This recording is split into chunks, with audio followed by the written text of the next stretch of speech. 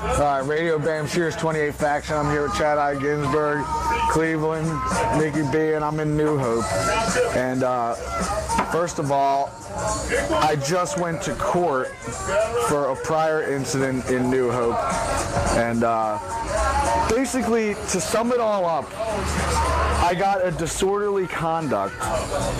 And this is what happened, long story short. I'm at John and Peter's to watch Mickey from Ween's side project play, and basically I was shouting and clapping, and some lady in front of me says, "Pipe down." And I said, "What? Fuck you, bitch. The louder you scream, the more that the band appreciates it." So I said, "I'm going to ruin your day and do it even louder just to piss you off." So we're kind of going back and forth, 20 minutes of this bullshit. Finally, the boyfriend can't take it anymore. So he throws hot wax on me and sprints out the door. I run out after him. He's frantically starting his car, and I slap the front hood. He floors it and takes off. Hit and run, not to mention probably a DUI, and I'm the one in trouble for disorderly conduct because I was shouting outside. And she said, if the fact that you took it outside is what makes it a disorderly conduct. I didn't take it outside. The fucker threw hot wax on me and then ran outside. So I was forced to argue outside. You know, and it's like... She said you should have stayed inside. If I would have stayed inside, I'd be known as the biggest pussy in New Hope. "Oh, here comes the pussy from New Hope, fam. Dude, did you know that somebody dumped hot wax all over him and he just sat there like a pussy and let him leave?" Right. The law doesn't allow people to take their own street vengeance. We all can't be vigilantes. There's got to be a line for it. And the line starts very early. I would love this. I would love to have the judge be out here sitting down, and I pay a bum to come up and dump hot wax on her, and I guarantee she'll be like, "You motherfucker, what are you thinking?" And I'd be like, "Look, you're being loud and disorderly conduct." She'd be like, "Well, of course I am. He just put hot wax all over me." It's hot wax. Do you know what that is? Of course I'm gonna shout. And I'd be like, "See, disorderly conduct. I'm giving you one now."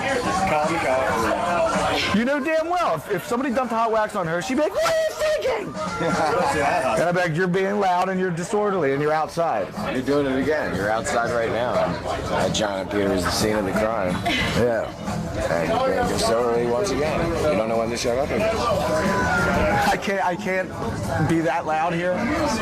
No, you can, I guess. I guess you can't do it. I can't say the F word that loud. It says, "Put your hand on the Bible. Do you swear to tell the truth, nothing but the truth?" Yeah, I do. And you did. And I did, and I get in trouble for it. Bullshit.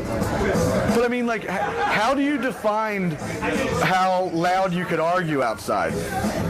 Does it depend on what time of night it is? Does it depend on what kind of language you're using? What if I was shouting and finished and it wasn't an argument? I'm like, my wapaska to the tuska. But the fact, yeah, you know, is that okay? Or if I'm just like, "What? Mother!" Like, I think everyone is forgetting the main objective. I got hit by a car. I could have been killed. Am I going to press charges on somebody who probably doesn't have any money? No, and he didn't. And they're going to be like, "The guy with 2 Lamborghinis is suing me for money." Right. "You think I got any money?" No, he's got 2 Lamborghinis. He's suing me for money. But you truly could have been killed. It's about the principle, because they're forgetting the main objective. I could have been killed. I got run over by a car. It doesn't matter if I spilled a drink on somebody or dumped a drink on somebody, or somebody threw hot wax on me, or we go outside and argue about who's right and who's wrong. It's that none of that matters anymore. I got hit by a fucking car. You over. And he could have gone reverse. He could have gone reverse and drove around. He didn't have to step on the gas and run you over. That's why I decided to tell the truth, because they don't mention what they do wrong. They just mention what I do wrong. And he was driving drunk. He was being completely belligerent, so I told him to pipe down, and then next thing you know, he's throwing a drink at my fiance, and then next thing you know, we're frantically trying to escort our car, scared for our life, and we just took off. We felt threatened. Did you forget to mention on top of me?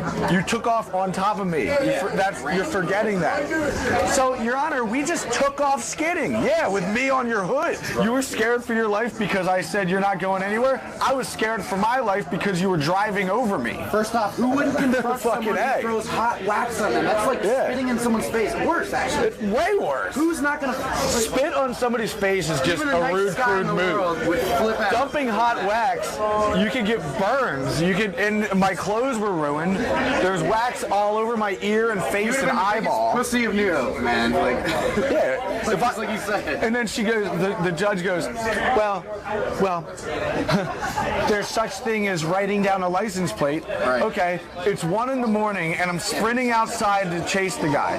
Do you think that I'm gonna have time to grab a fucking pen?